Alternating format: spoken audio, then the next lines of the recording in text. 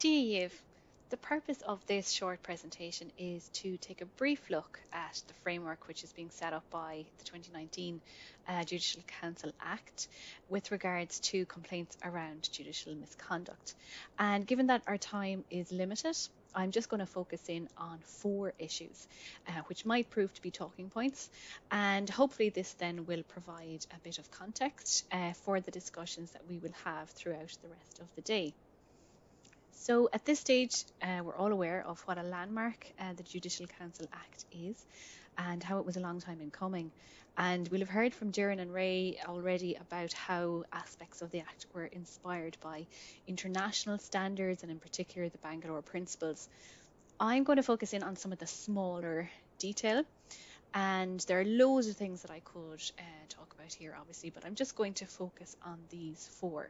So the definition of misconduct, the area of sanctions, the issue of informal resolutions, and also removal of judges. So first of all, misconduct and what it means is a subject that we will be dealing with later on in the day. So I'm not going to say too much about it here, but it is certainly worth looking at the definition briefly just to consider what is and is not included. And you can see that the definition is included in section 2 of the Act, and it's on the slide there for you. Now, this is really interesting because judicial misconduct has never been defined in law in this jurisdiction in the past, and neither has the constitutional equivalent of stated misbehaviour. So we've never had this sort of a definition before. And this is very welcome that we now have this. It certainly will be very useful in providing clarity around questions of misconduct. And interestingly here, the definition seems to involve a two-step test, so that the conduct complained of first must constitute a departure from acknowledged standards of behaviour, and then also it must have brought the administration of justice into disrepute. Now, on that, the wording of acknowledged standards, there is a reference to the sections later in the Act which require judges to uphold and exemplify judicial independence, impartiality, and so on. In other words, the international standards, and we've already heard about those. But this reference to acknowledged standards in the Act itself was actually criticised by Senator McDougall during the debates in the Oireachtas as being overly vague, and it was pointed out that there could be arguments over whether or not something is or is not an acknowledged standard, which is interesting. Now, it does seem to include misconduct off the bench as well as misconduct in office, but apart from this definition, then there's no further guidance in the Act on how serious the misconduct must be in order to lead, for example, to a recommendation for removal, as opposed to a lesser sanction. So the Act does not actually reference the constitutional standard of misbehaviour or give any indication as to how or whether the definition impacts on the constitutional standard. And when he was introducing the bill in the second stage in the Seanad, the Minister for Justice, Charlie Flanagan, described the bill as instituting a complaints regime for judges addressing instances of misconduct which do not warrant the invocation of Article 35(4)(1. Which is the removal provision. But this is somewhat misleading because the complaints regime will involve all forms of misconduct which come within the definition, and that's including misconduct which might warrant removal. So in the case where the Council forms the opinion that the behaviour complained of is so serious as to warrant a removal, they can inform the Minister of that opinion. But the Act contains no detail as to the procedures which can be undertaken then once that motion is actually proposed, and I'll come back to that issue as well. As to whether there's a difference between misconduct as set out here and misbehaviour as per Article 35(4)(1, that is a question that was also raised in the Oireachtas debates by Senator Ivana Bacik, and she queried the difference in practice between these phrases, but unfortunately no answer was provided at the time. So this possibly is an issue which could require further consideration. Now, we do know that the committee, the JCC, is preparing various guides. We had hoped they might be published before today so that we could talk about them. But it is possible that this is an issue which might be considered as part of that process. Now, it's also clear from the Act that it only applies to sitting judges, so it will not be possible to make a complaint about a retired judge, and also it will only apply to conduct which has taken place after the commencement of this part of the Act. Complainants then will have 3 months to complain about any particular instance of misconduct, and that's unless they're granted an extension by the JCC. So that means historic conduct is not included. So conduct which occurred before a judge's appointment to the bench, for example, is excluded.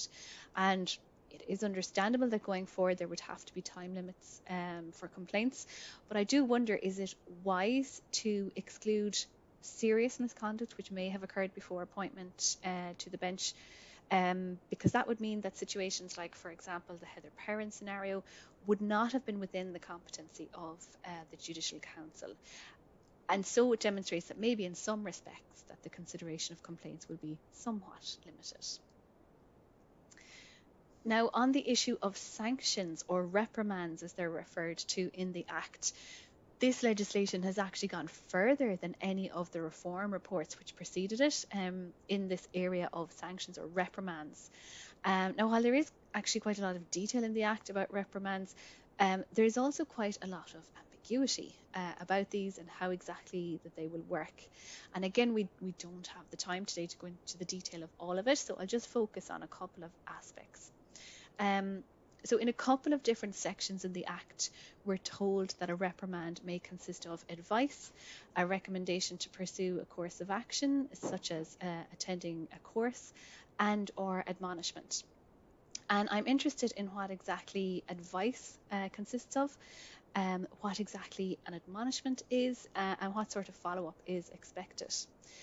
So these issues are not dealt with in the Act, but it is possible that the committee itself will provide guidance on this area later on. But when we think of that word admonishment, the sort of thing that comes to mind is a rebuke or a warning, and the connotations are essentially of a person being scolded. So we're not really clear what exactly that will involve. Another issue then relates to Section 58. And this allows a judge who's been the subject of an admissible complaint to consent to a reprimand before the matter proceeds to the investigative stage. And in this situation where the judge consents to a reprimand, they will not have their name published in the Council's annual report. Now, if we're thinking about the idea of a reprimand and the suitability of reprimand as a consequence to judicial misconduct, normally if you're going through the formal route after an investigation, there'll be a record of a reprimand having been given, and this will be published in the Council's annual report along with the name of the judge. So that may be consequence enough. But in the case of a voluntary reprimand, for example, in this situation, that consequence does not apply, so the judge's name is not published. And if the reprimand itself comprises, let's say, a letter from the Council or a letter from the Chief Justice, essentially scolding a judge for their behaviour, we have to ask, will that be regarded as a sufficient consequence? Now, it's important to point out that options such as voluntary reprimands and informal resolutions are welcome in theory in terms of balancing judicial independence and accountability. It's important that there are avenues for dealing with complaints that will not have adverse effects on a judge's reputation and potentially their ability to administer justice. But these sections in the Act are worryingly vague, and in order to protect confidence in the administration of justice, it is essential that a complainant feels that due process has occurred. And the danger with this particular voluntary reprimand section is that it might be seen as an escape mechanism, especially since the consent of the complainant is not required, and obviously the name and the detail of the reprimand is never made public. And also because it's so unclear at the moment as to what a reprimand actually entails, there is the potential danger here then for a loss of confidence. Moving on then to the area of informal resolutions. Now there's also going to be consideration of this issue later on, and there's lots to be said about it, but I'm just going to touch on it here. First, it's worth noting that once a complaint has been classed as admissible, there are two potential options. The first is the formal route. So that involves the panels of investigations. That's quite detailed in the Act, and it's also relatively straightforward. The other option is that if all parties are agreeable, an informal route, which is referred to as informal resolution, can be undertaken. Now, as I mentioned, it is good that there is a means whereby less serious complaints can be resolved on this informal basis. The only problem is that the process in the Act is quite confusing. So the process is that the JCC, the Judicial Conduct Committee, will request one or more designated judges to undertake the resolution of a complaint by informal means. The Act doesn't tell us who designates these judges exactly or how they're designated. We're then told that the designated judge or judges can then appoint up to 3 judges from the relevant court to undertake the resolution by informal means on behalf of the designated judge or judges. And I'm unclear about the purpose of this additional step. Then we're told that the designated judges must report back to the JCC, and the report must say whether or not they're satisfied that the complaint has been resolved and must give details and reasons and so on. And no further information then is given on how a resolution by informal means should proceed, although it is specified that the payment of financial compensation is prohibited. Now, there's quite a lot in this that's unclear. It's not clear who is to decide on what the informal means will be. Is it the panel? Is it the designated judges? Is it the further judges? And it's not really clear what role exactly the designated judges or the further judges should play. Are they to be sort of supervisors or helpers? Are they to be more investigators? Are they to play the part of a mediator? And at the moment, this seems needlessly convoluted. And a final issue here is that the Council's annual report will not contain any detail on the complaints themselves which were resolved or the resolution themselves, other than just to give the number of complaints which were resolved by informal means. But again, the Council is due to publish guidelines on this area. So hopefully a lot of these details will be clarified once those guidelines are published.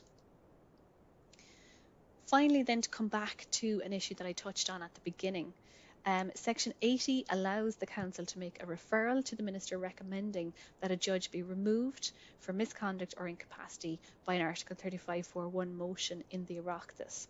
And that is whether or not the conduct or capacity at question has been the subject of a complaint. Now, that in itself is interesting, and I would suggest is a good thing that the Council can decide to do this in the absence of a complaint. If a referral is made, then the Minister will propose the motion, and the language used in the Act is mandatory. So if a referral is made, the Minister will have no choice, but the motion will have to be proposed.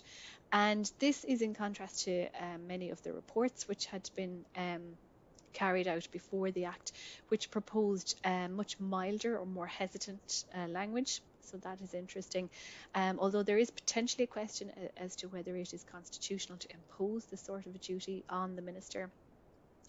And we're also told in this section that any statement or admission made by a judge during the Council's investigation will not be admissible in relation to a removal motion in the Oireachtas. But apart from this, there is no guidance in the Act on what the procedure should be once a motion is actually proposed in the Oireachtas.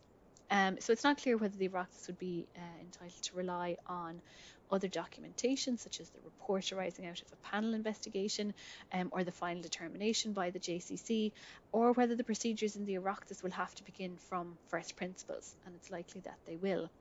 And it is a pity that this seems to be a gap in the legislation.